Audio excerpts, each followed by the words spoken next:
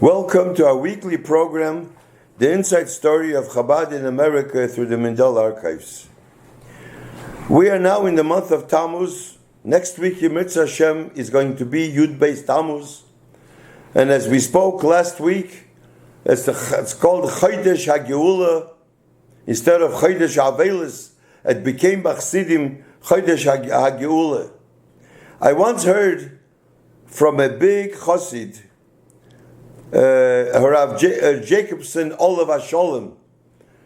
He verbringed with us, and he said that Yud Beis Tammuz is a big yontiv. I mean, every yontiv is a big yontiv, but it's a special yontiv. Why? So he says that by Chassidim there are 4 Yomim Tovim.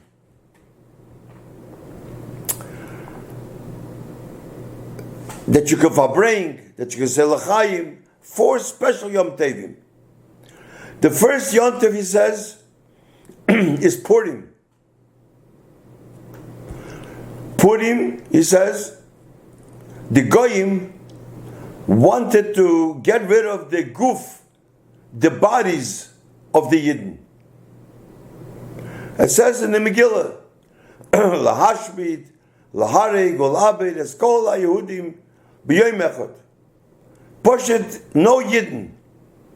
It doesn't matter who. You're religious or you're not religious. If you're a Yid, you don't belong in this world. So Baruch Hashem, we got rid of Haman, and they made a ness. And we have the Yontiv of Purim. Then he says, the Goyim saw that they couldn't get rid of the bodies of the Yidden. So they came to a new azach.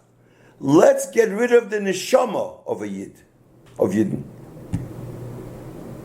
And when we get rid of the neshama of Yidden, then it's fine. There's the neshama. That's the Nes of Chanukah. What did they want?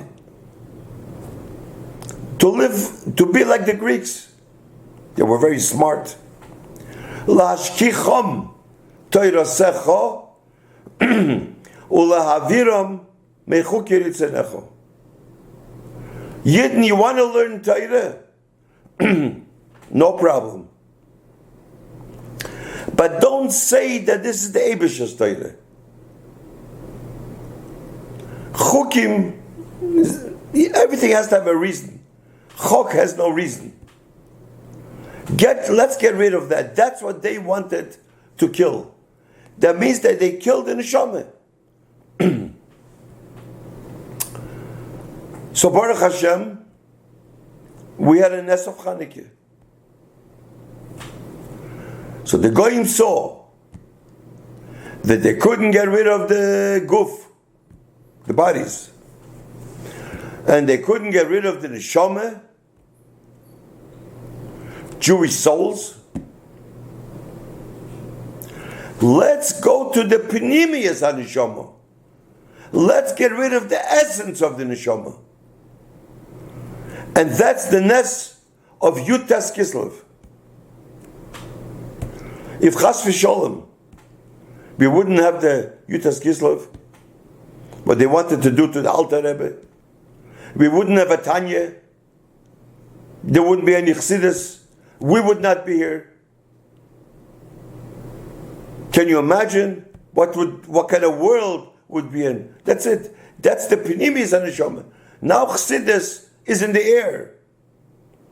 There are no people that are against Chassidus. In the time of the Alter Rebbe, there were people that misnagged him, and they meant L'Shem Shomayim maybe, because of Shabtai Tzvi.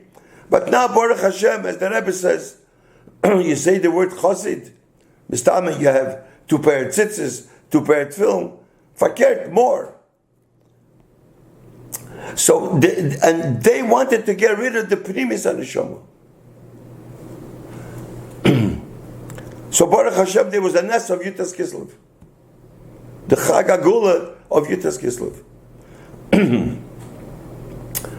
So the Goyim saw that they can get rid of the guf, they can get rid of the neshama, they can get rid of the pinimis neshama. Oh, and a new thing. Let's get rid of the Rebbe himself. And when we get rid of the Rebbe, then without a Rebbe, how can you live without a leader? Can you imagine this? And this is the Nes, this is the miracle of Yud Beis Tammuz. So that's why the month of Yud Beis Tammuz is called the month of Chag HaGeula. And as we spoke last week, this is B'Hashgacha Proteus, that Yud Beis Tammuz, that Tammuz happened in the Chodesh that is called Chodesh Avelis, to change from Avelis to Simcha, before the coming of Mashiach, as a preparation of Mashiach, as we mentioned last week. As the Arizal says, that Erev Shabbos, we should taste something of Shabbos. So I mentioned last week that I gathered some letters from Tammuz of the Rebbe, hundreds of letters about Gimel Tammuz, which I spoke about it last week. And I also gathered letters that the Rebbe wrote, Yud Beis Tammuz, on all the years, English letters, Hebrew letters that was not printed yet, also from Russian letters, and some ksovim that the Rebbe wrote, Yud Beis Tammuz. So since the letters were written Yud Beis Tammuz, so B'Hashgacha Proteus, there's probably a connection that the Rebbe wanted that everybody should know Yud Beis Tammuz, about what the Rebbe wrote. What did the Rebbe write on most of the letters?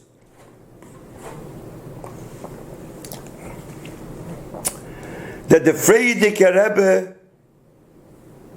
al yevesh mipnei hamaligim. We should learn from the Frierdiker Rebbe. Don't be discouraged by scoffers. And as we know, the story of the Frierdiker Rebbe, that when he was by interrogation, those days there was a big sakona, very dangerous. And there were 15 people sitting around the table, and everyone had a gun. And they put the Frierdiker Rebbe on the corner. And they said to the Frierdiker Rebbe, you see this gun? So be careful. So the Frierdiker Rebbe said to them, whoever has one world and two gods is afraid of this toy. He called the gun a toy. But whoever has one God and two worlds is not afraid of this toy. He went against the Soviet regime. He didn't get this poll. He wasn't excited. It's a sakona. Al yevesh mipnei hamaligim. Do what you have to. We know when the Rebbe came to America, the Frierdiker Rebbe, I mentioned it, on the boat, he says, America is a piece of ice, and we have to break the ice of America. The Frierdiker Rebbe had no money. After a month, there were some well-to-do people, and they made him lava malka. We once mentioned it. That means a fundraising for the Frierdiker Rebbe. And Frierdiker was very happy. At some money, he didn't have any money. But they said to the Frierdiker Rebbe, before the dinner, we have to sing a song, a Zionist song. So the Frierdiker Rebbe told him, this song we're not going to sing. Can you imagine? Here people are trying to help him for money, and he says we're not going to sing a Zionist song. It wasn't a tikva, I remember. This was in the early 40s. So they told the Frierdiker Rebbe, then we have to walk out. This is our custom. So the Frierdiker Rebbe said to them, Geht Gesundheit, go. Azay wie der Eibester is gewähnt mit uns in Europe, azay wird sein mit uns in America. Just like God was with us in Europe, He's going to be with us in America. Geht Gesundheit, go and be well. Can you imagine? Mit der Starkheit. Because a Zionist song we don't sing. So most of the people left. And there were a few people that stayed. They made money, but not as much. And Baruch Hashem, this is how Chabad started. Can you imagine that Baruch Hashem Chabad is today from those few people because he did not get this poll. Al Yevish Mepeh Maligim. And these are the letters that the Rebbe mentions, our Rebbe. In most of the letters written, Yud Beis Yud Gimel Tammuz.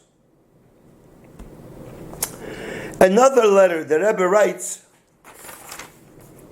on Yud Beis Yud Gimel Tammuz.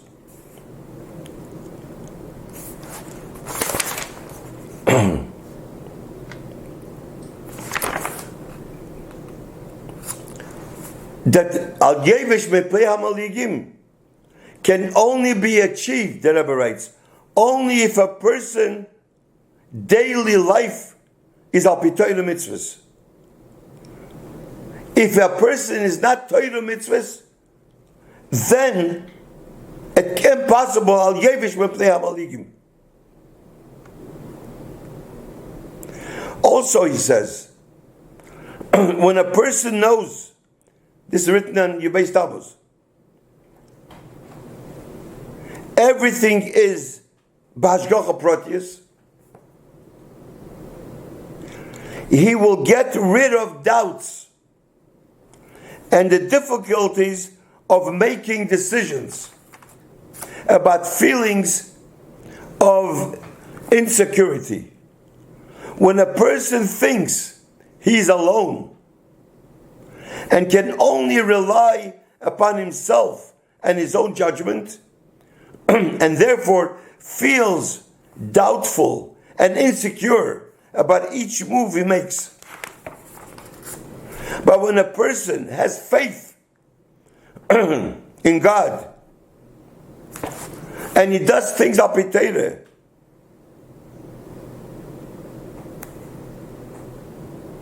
and knows everything is behashgacha, proti is divine providence, then he'll get rid of everything, all the doubts. Then the Rebbe says something very interesting. And that letter is based Tammuz. Hashgacha does not mean supervision. Hashgacha means watchfulness, careful watchfulness. Just like kashrus, the Rebbe says here. A mashgiach, he has to watch, can be superficial. Otherwise, maybe it's not kosher. But he has to watch it, the Rebbe explains soon. Supervision means overseeing from above. Hashgacha means God watchfulness, meaning knowing matters through and through, the Rebbe writes. And that will bring happiness, and you'll get rid of the doubts.